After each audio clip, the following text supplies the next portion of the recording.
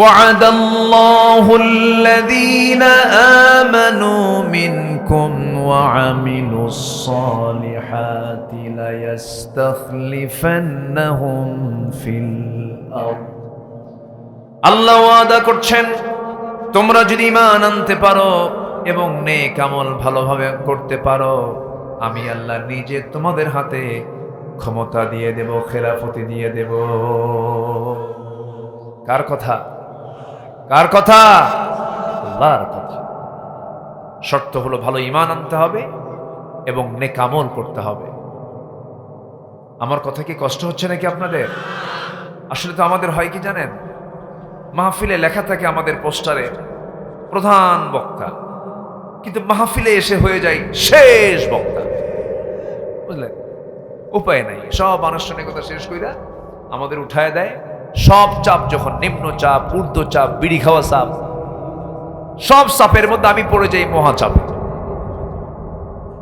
যাই হোক, একটু সময় আমি চেয়ে নিচ্ছি, দয়া করে কেউ উঠবেন না। আমি দেখলাম একজন লোক মনে উঠলেন, কি উঠবেন না, আর সেকেন্ড জন আমি আর দেখতে চাই না, কেউ উঠে গেছেন। সবাই বসুন, এটা ইবাদতের জায়গা। কিসের জায়গা এখন বলেন তো? ইবাদতের জায়গা। আমি আজকে এমন একটা সাবজেক্ট নিতে চাচ্ছি যে সাবজেক্টটা যদি কোনো বান্দা ফলো করে, বান্দা মরে যাওয়ার সঙ্গে সঙ্গে জান্নাতের গন্ধ পাবে। জোরে বলি ইনশাআল্লাহ। আমরা কি জান্নাত চাই না? আমরা ছিলাম কোথায় বলেন তো? মনে আছে? কই মনে আছে? জান্নাতে ছিলেন, মনে আছে? কই? হ্যাঁ, না না না, ঠিক আছে, আমরা জান্নাতের বাসিন্দা, এটা ঠিক আছে, 100% ঠিক। আমাদের বাপের ভিটা হলো জান্নাত। বাপের ভিটা কোথায়? জান্নাত। বাপের ভিটা জান্নাত, এটা 16 আনা সত্য, কোনো সন্দেহ নাই। প্রথম আমার বাপ জান্নাতে ছিলেন, বলেন আল্লাহ একা ভাল লাগে না, একটা পার্টনার দিয়ে দাও। পার্টনার কে? বলেন কে? বাবা। পার্টনার হলো, দুজন মিলে থাকলেন, কিন্তু ইবলিস যায় আর ডিস্টার্ব করলো। কে? দুনিয়াতে ডিস্টার্ব করে না তো, আমার আপনার ডিস্টার্ব করে? করে করে। মৌচাকে কি শয়তান আসে?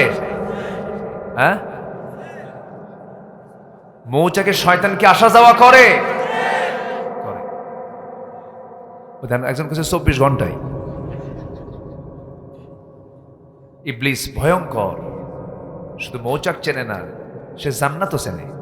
চিন্তা করা যায়, দুজন গিয়ে জান্নাতে থাকলেন, আল্লাহ জান্নাতে রাখলেন। ফাযাল্লাহুমা শাইতান, শয়তান দুজনকে পদস্খলন ঘটায় দিল। ফাযাল্লাহুমা, তাদেরকে পদস্খলন ঘটায় দিল। ফাওয়াসওয়াসা লাহুমা, দুজনকে ওয়াসওয়াসা দিল। শয়তান যদি জান্নাতে গিয়ে আমার আব্বা আম্মাকে যদি ওয়াসওয়াসা দিতে পারে, মৌচাক চেনে না তো। দলিল লেখক যেমন দলিল লিখতে যেমন খুব সতর্কতা নিয়ে দলিল লেখে, যেন একটা ভুল হলে সব এলোমেলো হয়ে যায়। যারা দেশ চালাবেন, যারা রাষ্ট্র চালাবেন, তাদের প্রত্যেকটা কথা হবে দলিল লেখার মতো। খেলা হবে, খেলবে কোথায়? কি হয়েছে? ও ক্যামেরা, এই ক্যামেরাম্যান একটু বসেন। কি করবেন? ও তো ক্যামেরা তো আর মানুষ না, ওকে চালায় মানুষ, ওকে চালায় মানুষ না। এর মধ্যে আবার পড়ে গেছিল মনে হয়, তাই না? পড়ে গেছিল না? এক বুড়ো চাচা যেতে নিয়ে দেখে নাই, নারী ভুরির সাথে প্যাঁচ লেগে পড়ে গেছে। 100 বছর, হ্যাঁ, পড়ে গেছে। ক্যামেরা তো দরকার, আমাদের ইসলামের জন্য তো ক্যামেরা নাই। আমার দেশের হুজুররা ফতুয়া দিয়ে আমাদেরকে পিছাই দিছে বহুদিন। ভাই ছবি তোলা জায়েজ নাই, ক্যামেরা জায়েজ নাই, এটা হারাম, ওটা হারাম। ওদের কিতাবের নামই কিতাবুল হারাম।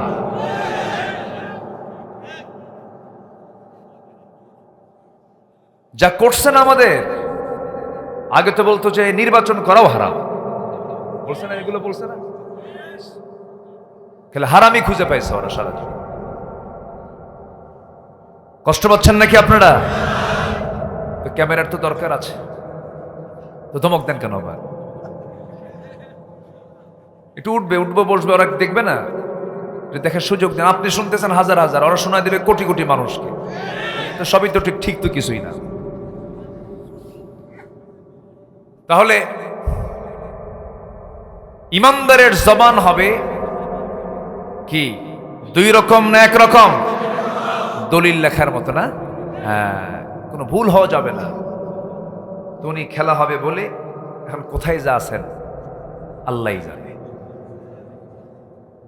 সম্মানিত বন্ধুগণ, কম কথা বলেনি আমাদের। আমার জন্ম যুদ্ধের অনেক পরে। 2013 সালে আমি রাজশাহীর বাগমারায় মাহফিলে যাব। ওসি সাহেব বলে, হুজুর আপনি আসতে পারবেন না। কেন? আপনি রাজাকার। তো বললাম, আমার জন্মই তো যুদ্ধের বহু পরে। আমার মানে যুদ্ধের বছর 71 সালে তো আমার মায়ের বিয়ে হয় না। রাজাকার। আজকে সেই রাজাকার শব্দটা আজকে ব্র্যান্ড রূপ নিয়েছে। বেশি বললে তিতা লাগে, তিতা লাগে। এত বেশি বলা লাগে না, কি ঠিক কিনা? কি কি জানে বললো ছেলেরা? কি জানেন স্লোগান দিল না রাজাকার নিয়ে? কি স্লোগান দিল? আমি কে তুমি কে, রাজাকার রাজাকার। চিন্তা করুন, এই কথাটাই জিকির আজগার হয়ে গেল। এজন্য চেয়েছিলাম অধিকার, হয়ে গেলাম রাজাকার। এজন্য অহংকার দেখাতে নেই। ছেলেরা বলেছিল, যোগ্য ন্যায্য দাবি করেছিল, মেধার মূল্যায়ন করুন, কোটা প্রথা বাতিল করুন, উপযুক্ত কথা। আপনারা কেন মূল্যায়ন করলেন না? উল্টা বলে ফেললো, রাজাকারের নাতিপুতিরা কি চাকরি পাবে? এটা কি বিনয়ের কথা না অহংকারের কথা? নামায়া দিয়েছে, ঠিক কিনা? অহংকার করা যাবে? দেশ কি একার না সবার? দেশ কি একার না সবার? সবার দেশ, এটা মাথায় রাখতে হবে। বাবার বলা যাবে না, আমার বাবা এত বলা যাবে না। বলতে হবে বাবার না সবার? আচ্ছা, বাবার না সবার? কথা কি বোঝা যায়? কথা বুঝতেছেন তো? কত কি বলেছে আলেমদের, কম গালি দেয়নি। আমারে 2018 সালে গ্রেফতার করলো। মামলা তো শুরু হয়েছে 2000 সাল থেকে। জননিরাপত্তা আইন একটা মামলা ছিল প্রথম, যখন 96 ক্ষমতায় আসে। ওটা জননিরাপত্তা নয়, গদি নিরাপত্তা আইন। ওই মামলা হয়েছিল। আবার এই গভর্নমেন্টের আমলে এসে মামলা হবে না কেন, ফকিরেরও মামলা হয়েছে। তো মামলা দিয়ে আমারে থানায় নিল। ওসি সাহেব আমারে দেখে কান্দে। বললাম, আপনি কান্দেন কেন? হুজুর আমি আপনার খুব ভক্ত, ওয়াজ শুনি, আপনাকে কেমনে ধরে আনলাম। ধরে আনলেন কেন? হুজুর চাকরি বাঁচান তো ফরজ। তো বললাম, আমি বললাম ইমান বাঁচান তো নফল। আজকে যদি এই প্রশাসন যদি নিরপেক্ষতা বজায় রাখতো, আজকে পুলিশ ভাইদের সন্তান রাস্তায় মরতো না। পুলিশ ভাইদের সন্তান রাস্তায় মরে নাই? তারা কি রাস্তায় বের হয় নাই? তো আপনারই তো সন্তান গেল। এই জন্য সময় মতো জেগে উঠতে হয়। এই সন্তানগুলো আমাদের হারানো লাগতো না। মুগ্ধের মাকে আপনি কি জবাব দিবেন বলেন? আপনি আবু সাইদের মাকে কি জবাব দিবেন? আবু সাইদের মার সঙ্গে আমি দেখা করেছি, চোখের পানি, কান্দে, বলে আমাকে সবাই দেখতে আসে, কিন্তু আমার আবু সাইদ তো দেখতে আসে না। কি জবাব দিবেন আপনি? আমাকে দেশের প্রধানমন্ত্রী দেখতে আসে, প্রেসিডেন্ট দেখতে আসে, উপদেষ্টা দেখতে আসে, গোটা দুনিয়ার মানুষ আমাকে দেখতে আসে, আবু সাইদ আমাকে দেখতে আসে না। কি জবাব দিবেন আপনি? এই পরিবর্তন এমনি এমনি আসে নাই, অনেক ত্যাগ কুরবানির মধ্য দিয়েই পরিবর্তন এসেছে। এটাকে মূল্যায়ন করতে হবে, নচেত আরেকটা অন্ধকার বাংলাদেশে আসতে পারে। আমরা মূল্যায়ন করব। জোরে বলি ইনশাআল্লাহ, আরো জোরে বলি ইনশাআল্লাহ। তো 18 সালে আমাকে ধরে নিয়ে মামলা দিয়ে বলল, হুজুর আপনি জেলখানায় থাকেন নির্বাচন পর্যন্ত, জেলখানায় থাকেন। কেন? ভোটটা হয়ে যাক, এরপরে আপনি বের হবেন। মনমানুষ এসে ভোট দেবে তো? মনমানুষ ভোট দেয়নি। ঢুকলাম ভিতরে, কি করবেন এখন, উপায় তো নাই। ভিতরে ঢুকতেই এক বুড়া চাচা আমাকে দেখে লম্বা সালাম দিয়ে বলে, হুজুর আপনি জেলখানায় ঢুকছেন? খুব খুশি হইলাম। তো বললাম, ঢুকলাম জেলখানায়, খুশি হলেন আপনি? বলে যে হুজুর মাহফিলে যাই, ওয়াজ শুনি, অনেক দূর থেকে ওয়াজ শুনি, কিন্তু মুসাফা করার সুযোগ হয় না, কথা বলার সুযোগ হয় না। এত কাছে আসছেন, থাকেন, ভালো করে থাকেন। তো বললাম, চাচা আপনার মামলা কেন, আপনি জেলখানায় কেন, আপনার আবার কি হলো? বাবা বোমা হামলা।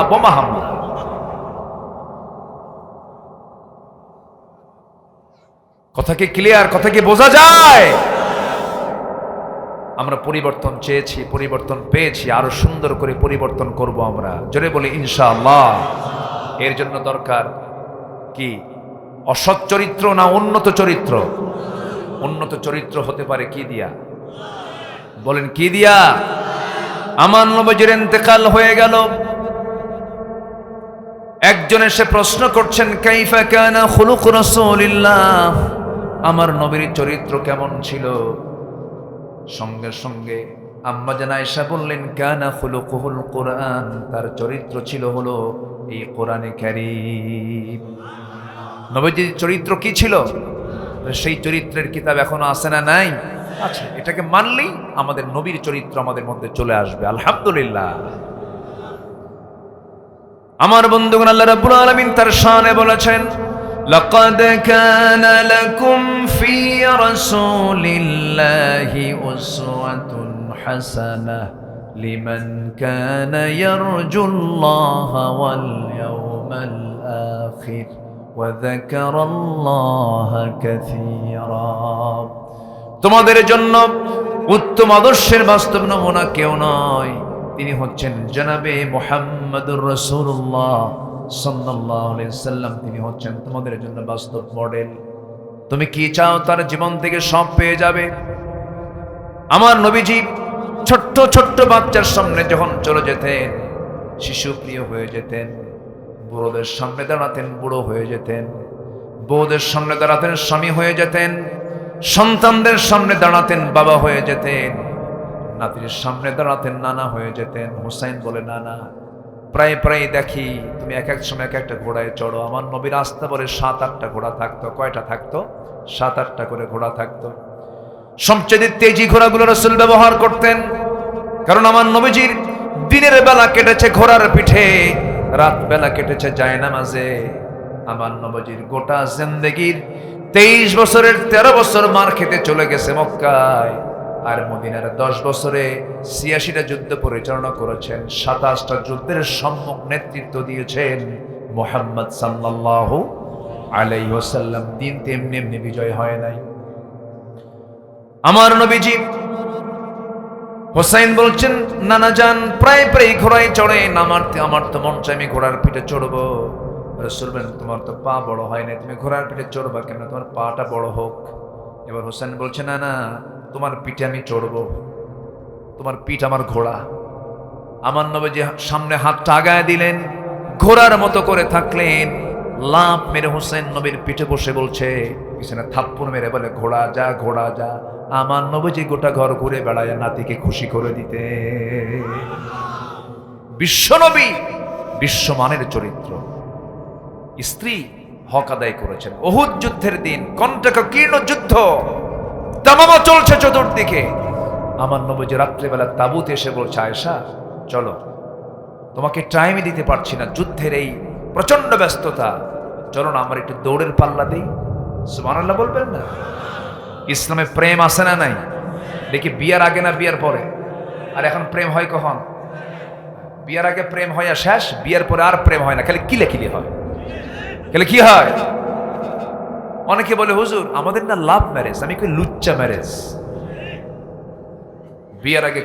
বিয়ার আগে কোনো সম্পর্ক বৈধ হতে পারে? এই সমস্ত সংস্কৃতিকে আমরা উল্টাতে চাই। যে নাটক সিনেমা তৈরি হয় আমার দেশে, সবগুলো মূল উপজীব্য হলো নারী কেন্দ্রিক, যৌন সুশ্রুড়ি দেওয়ার মতো নাটক। এগুলোকে চেঞ্জ করে সুস্থ ধারার নাটক সিনেমা নির্মাণ করতে হবে, ঠিক কিনা? যুবকরা তোমরাই পারবে, তোমরা পারবে। কেন পারবে না? শুধু সাথে নিতে হবে কি নিতে হবে? আমার নবীজি যে যুগে জন্ম নিয়েছিলেন, সেই যুগের মানুষ নিজের মাকে বিয়ে করত। কি বলেন? কাকে?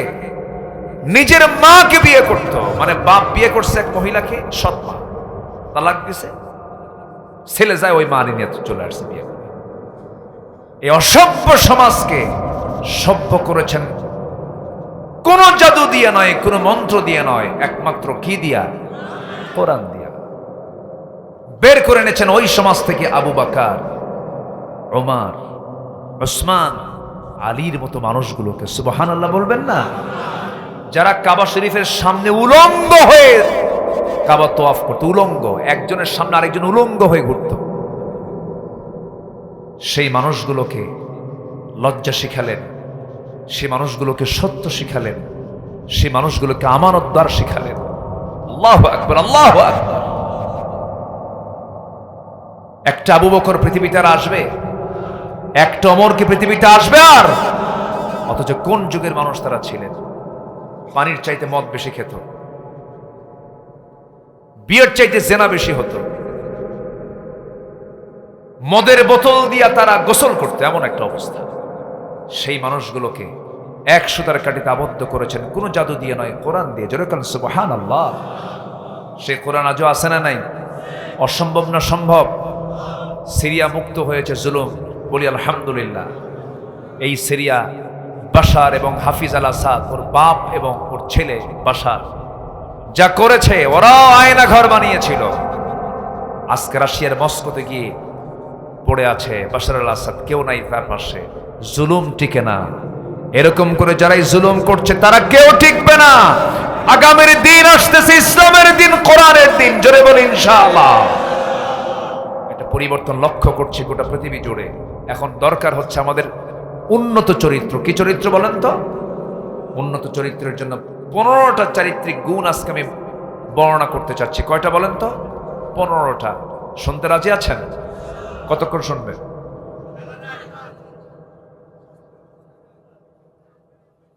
সভাপতি সাহেব কি কয়?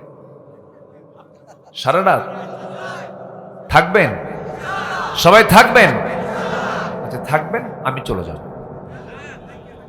কারণ আপনার তো এক রাত, আমার তো সব রাত। আমার কালকেও প্রোগ্রাম, পরশুদিনে প্রোগ্রাম আছে। একটু একটু করে সব জায়গায় বলতে হবে তো। আমি খুবই আনন্দিত। আমি এর আগে আরো 2 বার এসেছি এখানে। খুব বরকতি এলাকা। আমার ভাইজান তার জীবনটাকে উৎসর্গ করেছেন মাদ্রাসার জন্য, আলহামদুলিল্লাহ। আসতে নিয়ে শুনলাম বেতন কত দেয়, যে যা দেয় তাই নাই। এত নরম মানুষ, যে যা দেয় তাই নাই। ইংলিশ মিডিয়ামে পড়ে, যা চায় প্রতিষ্ঠান তাই দেয়, কোন আপত্তি করে না। মাদ্রাসায় আসলেই সব ফকির হয়। কি যে একটা নেগেটিভ চিন্তা, বুঝলেন? ইংলিশ মিডিয়ামে পড়ে, উত্তরায় পড়ে, মাসিক বেতন হলো 40,000 টাকা, 30,000 টাকা, কোনো নো প্রবলেম। ইংলিশ কোনো সমস্যা নাই। কিন্তু ব্রিটিশ কারিকুলামে পড়ছে, ব্রিটিশ। আমরা গালি দিলে কি করি?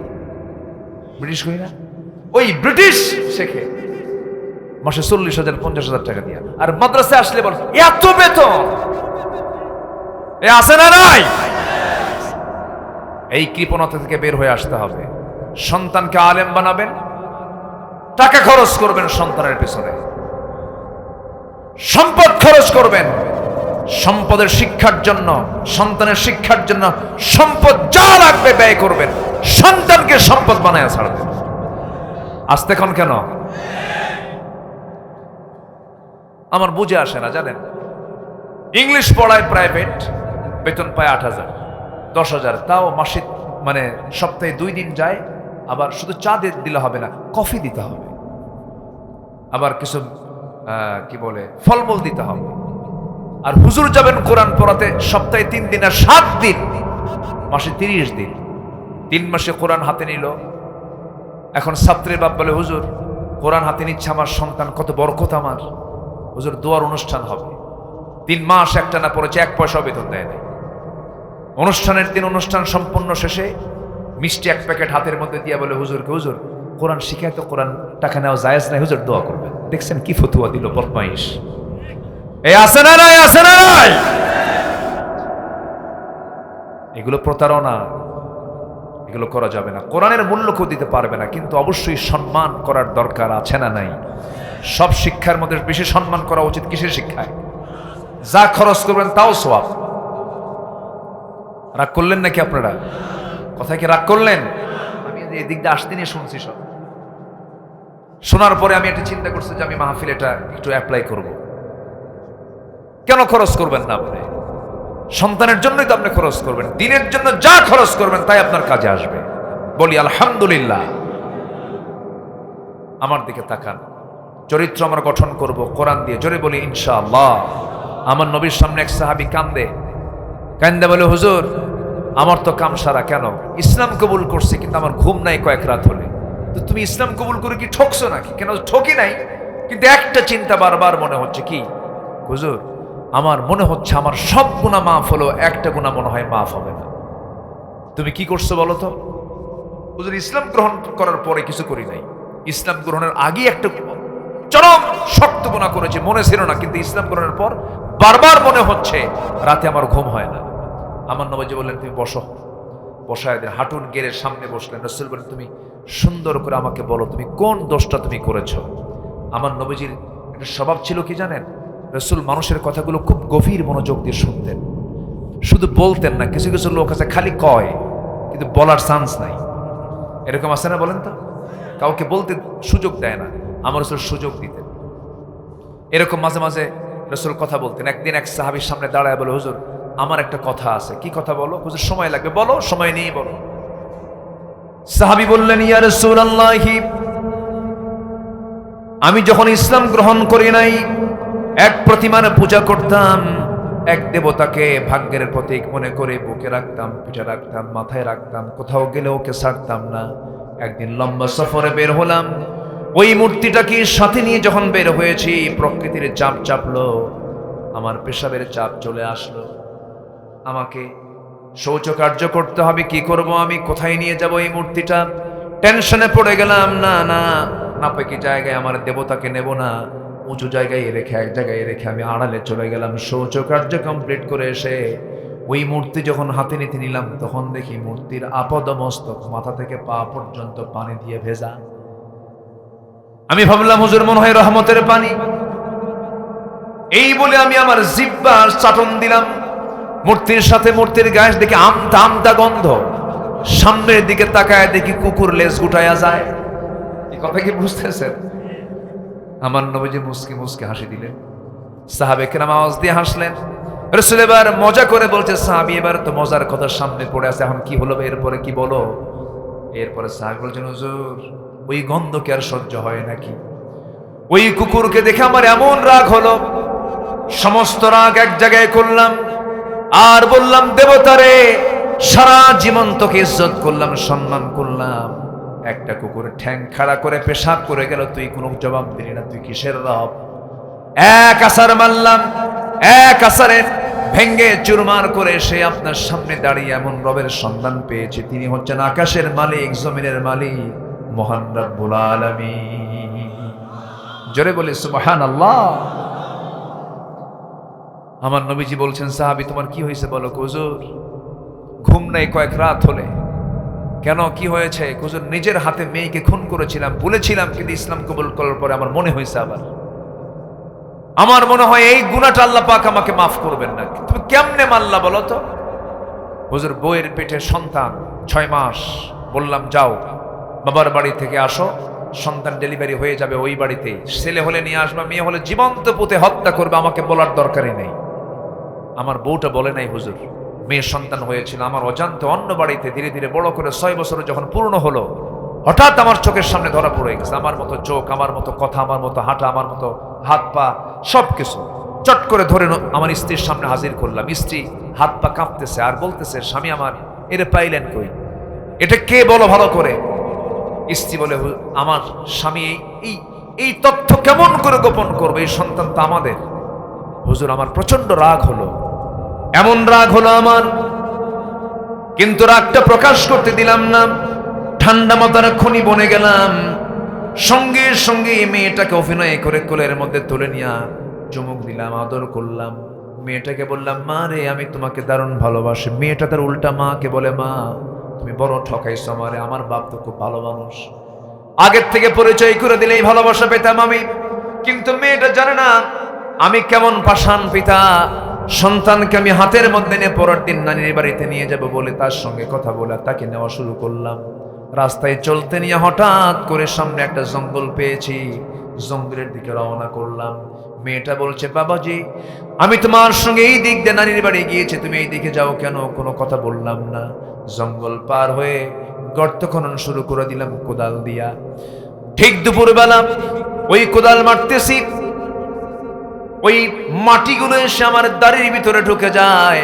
আমার ছোট্ট মেয়েটা আস্তে করে এসে তার 5টা আঙ্গুল ঠুকায়া দিয়া সেই মাটিগুলো আমার দাড়ি থেকে সরাইয়া দেয়।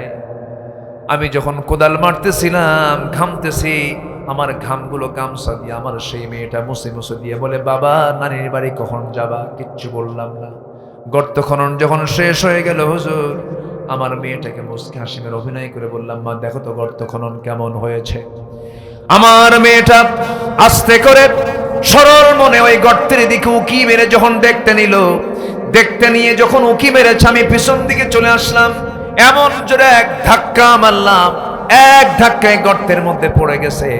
জিত হয়ে 2টা হাত এক জায়গায় করে বলে, বাবা বুঝতে পেরেছি এই দুনিয়াতে আমার মেয়ে হয়ে জন্ম হওয়া দোষ হয়ে গেছে।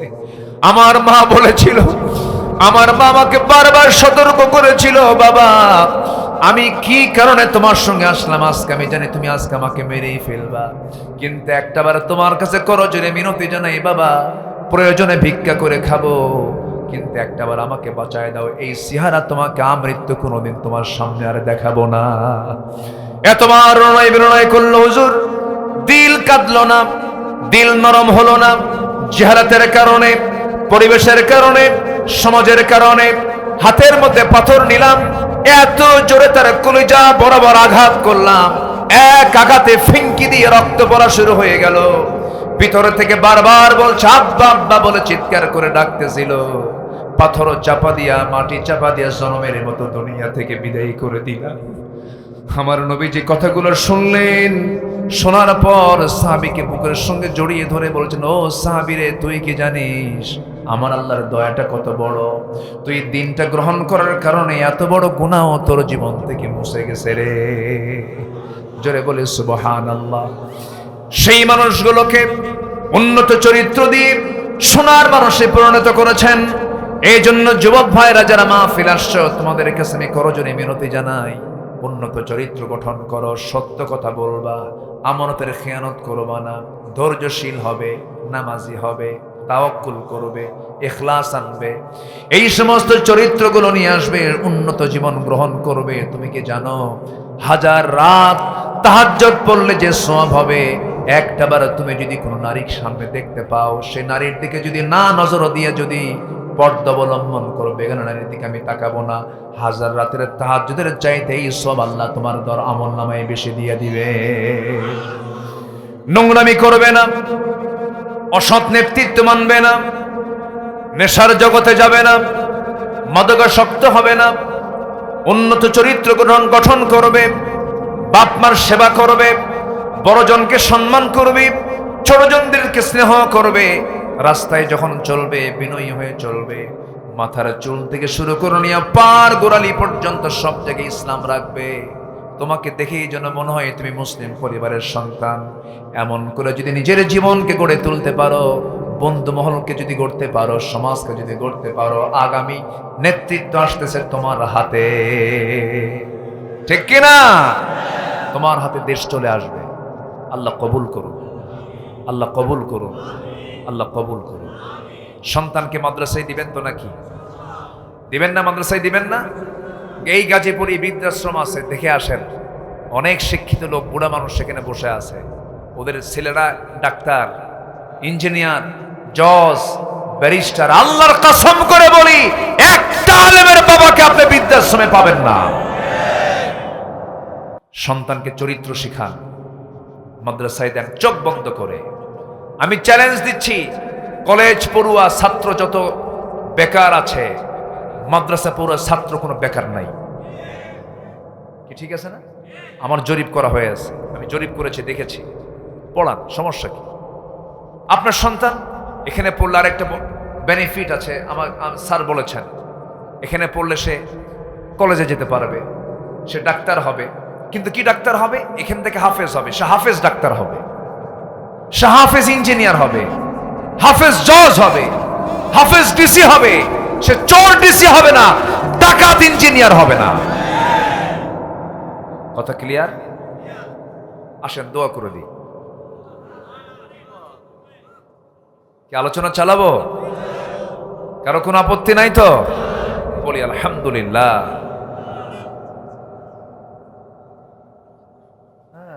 আমানুল্লাহ ভাই না? জি আলহামদুলিল্লাহ। কালকে ফ্রাইডে, কালকে শুক্রবার না? জি ঠিক আছে, ভালো, সবার জোর আছে। বলি আলহামদুলিল্লাহ। আজকে কি চতুর্দিকে মাহফিল নাকি? থামলে ওইদিকে আওয়াজ আসে। সব হুজুর কি এখানে আমদানি হয়েছে আজকে? তাই তো দেখি। ও তাহলে 6টা মাহফিল আশেপাশে। ভালো, আল্লাহ সব বরকত এলাকায় দিছে আজকে। বলি আলহামদুলিল্লাহ। ভালো, যাত্রা যে নাই, সিনেমা যে নাই, তো আল্লাহ শুকরিয়া।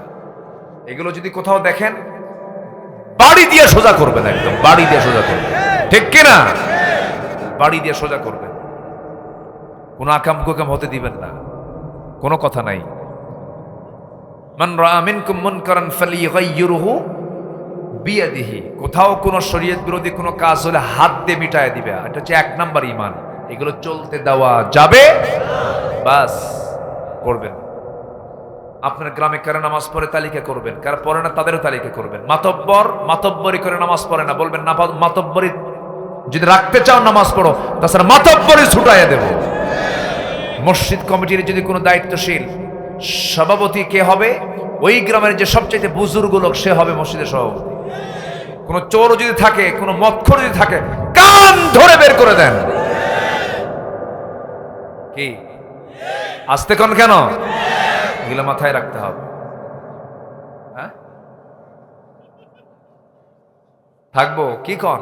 আল্লাহর ঘর, মসজিদ কার ঘর? মসজিদ কার ঘর? আল্লাহর ঘর। থাকবে না কেন? আমরা একটু উঠে দাঁড়াই, আমরা ঘুরে দাঁড়ালে কি আসলে চেঞ্জ হয় না? চেঞ্জ হয় না? চেঞ্জ হয়েছে কিনা বলেন? ঘুরে দাঁড়ান না। সাহায্যের জন্য কে আছেন? আল্লাহ আছেন। আল্লাহ কবুল করুন, জোরে বলি আমিন।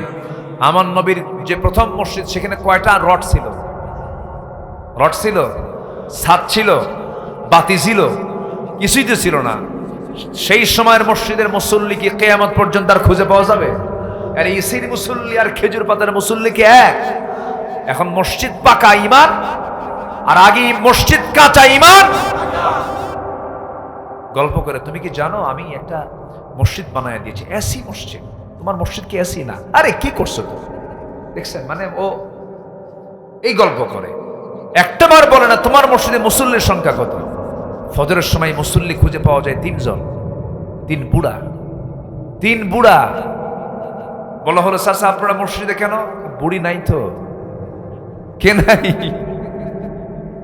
মানে উত্তর হলো, বুড়ি থাকলে আমিও আসতাম না। এই হলো মসজিদের হাল। মসজিদ যেন আবাদ হয়। একটা আদর্শ গ্রামের বৈশিষ্ট্য হলো, সেই গ্রামের ফজরের মুসল্লি হবে জোহরের চাইতে কম না বেশি? বলেন। সেই গ্রামের এশার ওয়াক্তের মুসল্লি হবে মাগরিবের চাইতে কম না বেশি? বেশি। কারণ এশার সময় বাড়ি, ফজরের সময়ও। আর বাড়ি মানেই সে কোথায় যাবে? মসজিদে চলে যাবে। রাসূল বলেছেন, ফজর এবং এশার জামাত যার হয়, গোটা রাত কিয়ামুল লাইলের সমান সব তার আমলনামায় লেখা হয়ে যায়। নামাজ পড়বেন কারা কারা? জোরে বলি, ইয়া আল্লাহ, ইয়া রহমান। আমাদেরকে 5 ওয়াক্ত সালাত আদায় করার তৌফিক তুমি আল্লাহ দিয়া দাও। জোরে বলি আমিন। আরো জোরে আমিন। নামাজ হবে তো? বউ যদি নামাজ না পড়ে, দেখছেন মায়ের হবে। এতে কামসারে তো মার্ডার করে ফেলবে দেখতেছে। বউ নামাজ না পড়লে মারবেন? হ্যাঁ, বুঝাবেন। হ্যাঁ, আগে মারবেন কেন? আগেও না পরেও না, আবার কি কই? মা বোনরা কি আছে মাহফিলে? আছে মা বোনরা মাহফিলে আছে? বলি আলহামদুলিল্লাহ। মারবেন কেন? রাসূল কি কোনো স্ত্রীকে মেরেছেন কখনো? মারা যাবে না। মারা যাবে 4 শর্তে, 4টা কারণে মারা যাবে। এখন তো মাদের কলিজায় পানি নেই। হুজুর এতক্ষণ তো ভালোই লাইনে ছিলেন, এইগুলো কি শুরু করলেন না? 4টা কারণে মারা যাবে, শাসন করা যাবে। আচ্ছা, স্বামী স্ত্রীকে মারতে পারবে না, স্ত্রী স্বামীকে মারতে পারবে? হ্যাঁ, দেখেন পারে। এই, ও মারে? আচ্ছা, হ্যাঁ, উল্টে গেছে এখন। জি, এই ওঠেকে ধরেন তো, যে ওঠেকে ধরেন তো, বসায় দেন তো দেখি, বসেন। আমি কিন্তু একটু মজা করে বললাম, আবার এটা যেন কোর্ট না হয়, এটা রূপক ভাবে বলেছি। অনেকের তো হাজত থাকবে, প্রয়োজন হবে। রাত হয়েছে না? জি, বউকে মারা যাবে না। রাসূল কোন স্ত্রীকে মারেন নাই। 4টা কারণে আপনি শাসন করতে পারেন। নাম্বার 1 হলো যদি নামাজ না পড়ে, নাম্বার 2 হলো যদি রোজা না রাখে, নাম্বার 3 হলো যদি পর্দায় না থাকে, নাম্বার 4 হলো সতীত্বের যদি হেফাজত না করে, স্বামীর কথা যদি না মানে। 4টা কারণে মারা যাবে, শাসন করা যাবে। কিন্তু মারার শর্ত হলো লাঠি দিয়ে মারা যাবে না। পকেটে যেই মিসওয়াক দিয়ে আপনি মিসওয়াক করেন, সেই মিসওয়াকের লম্বা হতে হবে 9 ইঞ্চি মিসওয়াক। এই মিসওয়াক দিয়ে আপনি বড় জোরে মিসওয়াক দিয়ে আপনি তাকে মারতে পারেন। যদি কোনো স্বামী তার বউকে কারোর সামনে মিসওয়াক দিয়ে মারতে নেয়, ওই দৃশ্য দেখলে ওই লোকগুলো রাগ করবে না হাসবে? এই তো মায়ের কলিজায় কেবল পানি আসছে। হুজুর ধন্যবাদ আপনাকে।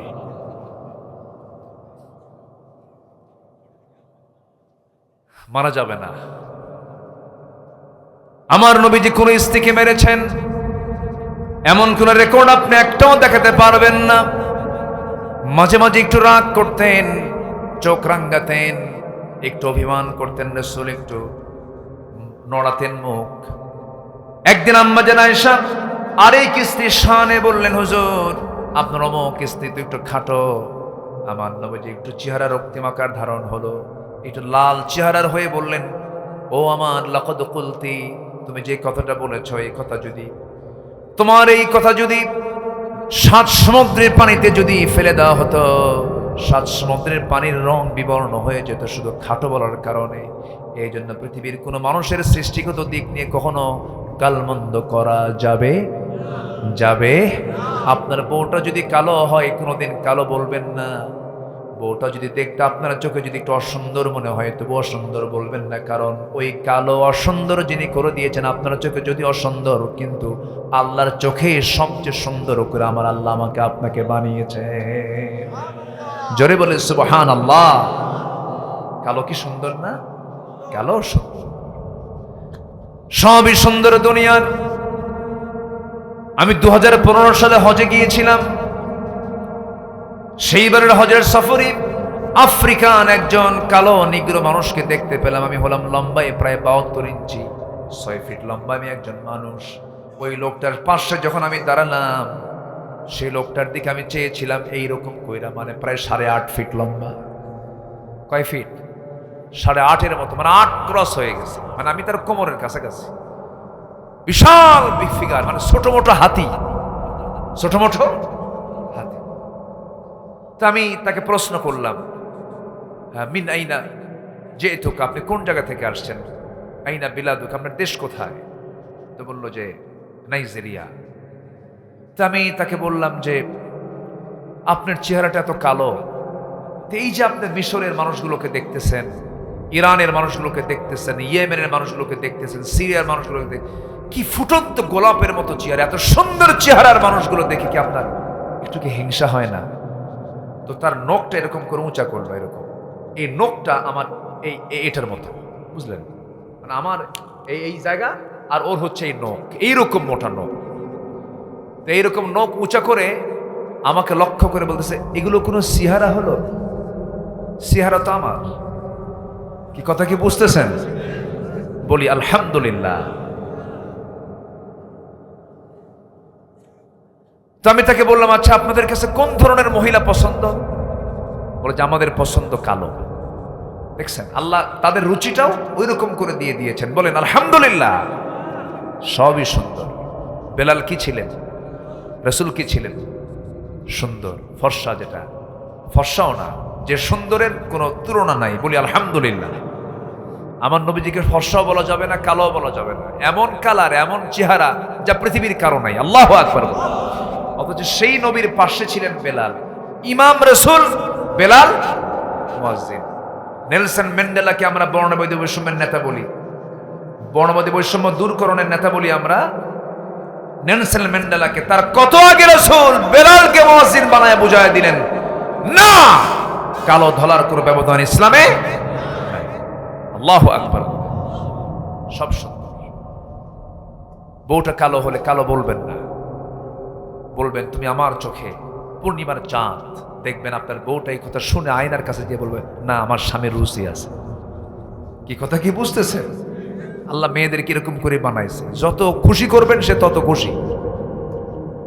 আল্লাহ তাদেরকে এই মেধা দিয়েছেন, এই মেমোরি দিয়ে বানিয়েছেন। তারা প্রশংসা পেলে খুশি হয়ে যায়। আর পুরুষের প্রশংসা করলে ও মাইন্ড করে, ও আমার এত গুণগান গায় কেন, লক্ষণ কি? কথা বোঝেন? পুরুষ প্রশংসা পাইলে কি হয়? সন্দেহ করে। আর নারী প্রশংসা পাইলে খুশি হয়ে যায়। আল্লাহ তাআলা এরকম করে বানিয়ে দিয়েছেন। কখনো গন্ডগোল করা যাবে না। সুন্দর করে বোঝায় বউকে পাশে বসায় বলতে হবে, বউ আমার, দুনিয়ার জীবনে তুমি আমার যৌবন আমাকে দিয়েছ, আমার যৌবন তুমি নিয়েছ। তুমি কি চাও না আমরা দুজন মিলে জান্নাতে একসঙ্গে থাকি? হ্যাঁ, থাকতে চাই। আমার বউ, আমি তোমার অংশ, তুমি আমার অংশ। আজকের থেকে নামাজটা ধরো, আমরা জান্নাতে একসঙ্গে থাকবো। নামাজ শুরু হয়ে যাবে। বয়ান করবেন সুন্দর করে। আমার নবীজির প্রথম জীবনের যে বয়ানটা ছিল, সর্বপ্রথম তিনি বউয়ের কাছে দাওয়াতি কাজ করেছেন। আম্মা জান খাদিজার যখন দিন গ্রহণ হয় নাই, জাবালে নূর থেকে নেমে এসে আমার রাসূল বলছেন, জাম্মিলুনি জাম্মিলুনি খাদিজা, খাদিজা আমাকে কম্বল আচ্ছাদন করে দাও। লাকাদ খাশিতু আলা নাফসি, আমার মন বলছেন মনে হয় বাঁচবো না। সঙ্গে সঙ্গে আম্মা জান খাদিজা বলছেন, আমার স্বামী, আপনার কোনো ক্ষতি পৃথিবীর কেউ করতে পারবে না, কারণ আমি সাক্ষী আপনি কাউকে ঠকান না, আপনি মিথ্যা বলেন না, আপনি ওজনে কম দেন না, আপনি পীড়িতের পাশে থাকেন, অসুস্থের পাশে দাঁড়ান, বিধবার পাশে দাঁড়ান, এতিমের পাশে আপনি দাঁড়ান, আপনি কাউকে ঠকান না, আপনি কাউকে ঠকাতেও দেন না, আপনার কোনো ক্ষতি পৃথিবীর কেউ করতে পারবে না। রাসূল বলছেন, খাদিজা রে, আমি একটা প্রস্তাব তোমাকে দেব। কি প্রস্তাব? খাদিজা, 15 বছর আমি তোমাকে দেখেছি, তুমি আমাকে দেখেছো, কিন্তু এই জাতীয় কথা কোনোদিন তোমাকে আমি বলি নাই। আজকে আমি নতুন করে একটা কথা বলবো। সেই কথা হলো, আমি আল্লাহর নবী, আমার কাছে কোরআন নামক কিতাব নাজিল হয়েছে, তোমার কি বিশ্বাস হয় নাকি? খাদিজা কাঁদতে কাঁদতে রাসূলকে জড়িয়ে ধরে বলছে, আমার স্বামী গো, আমার মন বলছিল এমন সুন্দর চরিত্রের মানুষ তো সাধারণ কেউ হবে না, আপনি যে আল্লাহর নবী হবেন এতে বিন্দু পরিমাণ কোনো সন্দেহ নাই। জোরে বলি সুবহানাল্লাহ। আপনি কি জানেন বইয়ের কাছে ভালো হওয়া কত কঠিন ব্যাপার? আপনার বদমেজাজ আছে কিনা কেউ টের পাবে না। কে টের পাবে? বলেন বলেন। আপনার মূল চরিত্রের সব বিবরণ কে দিতে পারবে? স্ত্রী। রাসূল 14 বছর 15 বছর সংসার করলেন যে মহিলার সাথে, সে মহিলা বলছেন, আপনি আল্লাহর নবী হবেন, 100% সত্য। জোরে বলি সুবহানাল্লাহ। কালিমা গ্রহণ করে নিলেন। রাসূল আম্মাজান খাদিজাকে খুব পছন্দ করতেন। তিনি তার সাথেই ছিলেন 24 বছর। কত বছর? 24 বছর। প্রায় 49 বছর বয়স পর্যন্ত নবীর পাশে খাদিজাই ছিলেন, যিনি নবীর চাইতে 15 বছরের বড় ছিলেন। কত বছরের? 15 বছর। রাসূল মাঝে মাঝে বলতেন, আমার খাদিজা যদি আমার জীবনের শেষ সময় পর্যন্ত থাকতো, আল্লাহ পাক আমাকে দ্বিতীয় কোনো বিবাহের কথা বলতেন না। সুবহানাল্লাহ বলবেন না? মানুষ না বুঝে না জেনে রাসূলকে নিয়ে বাজে কথা বলে। আমার দেশের কিছু কুলাঙ্গার লিখেছে 16 বছর ধরে, এদেরকে তালিকাভুক্ত করা উচিত। ওরা এতদিন আমাদের তালিকা করেছে, নাস্তিকদেরকে এখন তালিকা করতে হবে, করার সময় হয়েছে এখন। রাসূলকে নিয়ে বাজে কথা বলেছে। রাসূল নাকি জেনাকার ছিলেন। ওরা বলে যে আয়েশার মতো ছোট্ট মেয়েকে রাসূল বুড়া বয়সে বিয়ে করলো কেন? দেখছেন কত বড় বদমাইশ। এই জাতীয় মন্তব্য করলে তার ঈমান আছে না গেছে? তার ঈমান আছে না গেছে? আম্মা জান আয়েশাকে রাসূল বিয়ে করেছেন কার অর্ডারে? আসতে বলবেন না, কার অর্ডারে? আর ও কি করে জানে না? আমার নবীজির স্ত্রী যারা ছিলেন সব ছিলেন, ম্যাক্সিমাম ছিলেন নবীর চাইতে বয়সে বড়। বয়সে বড় এমনই স্ত্রী ছিলেন যাদের কোনো যৌবনই ছিল না। স্ত্রীত্বের মর্যাদা নিয়ে তাদেরকে রেখেছেন। আলহামদুলিল্লাহ বলবেন না? আমার নবীজির প্রথম জীবনের কাজই হলো বিধবার পাশে দাঁড়ানো। আল্লাহু আকবার বলবেন না? নিজের 25 বছরের টকবকে যৌবনকে তিনি বিধবার জন্য উৎসর্গ করে দিয়েছেন। জানে না মানুষ এগুলো, না জেনে না বুঝে কথাগুলো বলে। সিরাত পড়ে নাই, কিছু পড়ে নাই, জানে নাই। রাসূল বলতেন, প্রায় দোয়া করতেন, প্রায় তিনি কাঁদতেন, আল্লাহ তুমি আমার খাদিজাকে উত্তম জান্নাতের মেহমান বানাও, প্রায় বলতেন। আম্মা জান খাদিজা যখন নবীর সামনে দাঁড়িয়েছিলেন মৃত্যুর পূর্বে ভাব মৃত্যুবরণ করবেন, তিনি বলছেন, ইয়া রাসূলুল্লাহ, আমার শরীরটা ভালো না, মনে হয় মরে যাব আমি। রাসূল বললেন, খাদিজা, 3 দিন আগে চাচা হারালাম, আবু তালেব চলে গেছেন, তোমার কি হলো আবার? হুজুর, শরীরটা খারাপ, যদি মরে যায় আপনি আমাকে মাফ করে দিয়েন। আমার রাসূল বললেন, খাদিজা, সারা জীবনের সমস্ত সম্পত্তিগুলো সব তোমার থেকে নিয়ে আমি দিনের জন্য খরচ করেছি, অনেক বড় অবদান তোমার, তুমি কি চাও বলো? খাদিজা বলছেন, হুজুর, আমি দুনিয়ার কোনো কিছু চাবো না, আজকে আমি আপনার কাছ থেকে 3টা জিনিস চাবো। কি চাও? কি চাইবা বলো? বলছেন, হুজুর, যখন মরে যাব আমার লাশটা আপনার পিঠে ধারণ করে আপনি কবরের দিকে নিয়ে যাবেন। আর কি বলো? হুজুর, কবরের মাটিতে আপনি নামবেন, আমার চেহারা আপনি কিবলামুখী করে দিবেন, আমার যে আমল, এই আমল নিয়ে আমি বুঝি 3টা প্রশ্নের জবাব দিতে পারবো না। 3টা প্রশ্ন করার জন্য যখন ফেরেশতা চলে আসবে, আপনি আমার হয়ে 3টা প্রশ্নের জবাব আপনি দিয়ে দিবে। যে খাদিজাকে সালাম দেন কে? আসতে বলবেন না, কে? সেই খাদিজার কত ভয় কবরের। আর আজকের মাদের মধ্যে কবরের কোনো ভয়ই নাই। রাস্তায় হাঁটে কি? হ্যাঁ, তাদের চলাচল করার ঢংটা কি? রাস্তায় যখন হাঁটে মানে ঈমান বিধ্বংসী কামান যেন যাচ্ছে, ঠিক কিনা? ঈমান বিধ্বংসী কামানের মতো চলাচল। আল্লাহ, তুমি মাদেরকে হেফাজত করো, মাদেরকে পর্দায় থাকার তৌফিক দাও। জোরে বলি আল্লাহুম্মা আমিন। মা, আপনার পোশাক হবে শালীনপূর্ণ, বোরকা পরে আপনি হাঁটবেন, শালীনপূর্ণ পোশাক পরে হাঁটবেন। আপনার সম্মান, আপনার মর্যাদা ঢেকে থাকার ভিতরে, উলঙ্গ হওয়ার মধ্যে আপনার সম্মান মর্যাদা কোনোদিন টিকে থাকতে পারে? আপনাকে ঢেকে রাখতে হবে। আপনার যৌবন শুধু স্বামীর জন্য আপনি উৎসর্গ করতে পারবেন, নচেত অন্য কারোর জন্য হতে পারেন। আল্লাহ কবুল করুন, জোরে বলি আমিন। সম্মানিত ভাইয়েরা, 15টা চারিত্রিক গুণ নিয়ে আমি কথা বলতে চেয়েছিলাম, কিন্তু বলেছি শুধু মিলাই দেব আমি। 1 নম্বর হলো সত্য কথা বলবো। কি কথা বলবো? নাম্বার 2 হলো আমানত রক্ষা করব, জোরে বলি ইনশাআল্লাহ। নাম্বার 3 হলো ধৈর্যশীল হব। কি হব? নাম্বার 4 হলো তাওয়াক্কুল করব কার উপরে?